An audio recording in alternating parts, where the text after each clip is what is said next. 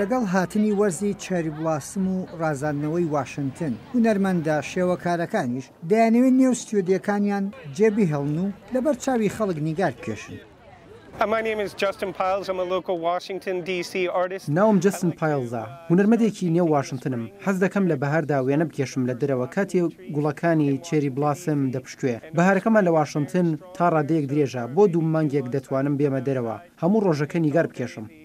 ئەگەر گوڵەکانی چێری بلاسم خەڵکی ئەمریکا لە شوێنە دوورەکانەوە ڕاکێشێ، ئەوە کارەکانی ئەم هونەرمەندەش زۆر کەس ڕاگرێ.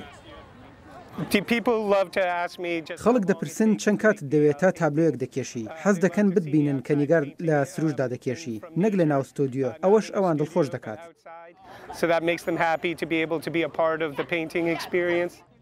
هەمیشە لە نێوان هونەرمەند و خەڵک تابلۆیەکی کێشرا و چەندین پرسیار دروست دەبن چۆن هونەرمەندەکە تابلۆکەی کێشاوە. ڕەنگە وێنە کێشان لە نێو سروشدا ئەو سەحرە بکوژێ. خەڵک حەز دەکەن ببن بە بەشێک لە چۆنێتی کێشانی تابلۆکە. حەز دەکەن بزانن چۆن کارکردن دەست پێ دەکات. بۆ ئەو تابلۆ گەورەی پشتمەوە خەڵک هەبووە چەند جارێک هاتووەتەوە بۆ ئەی بزانێت چی بەسەر هاتووە.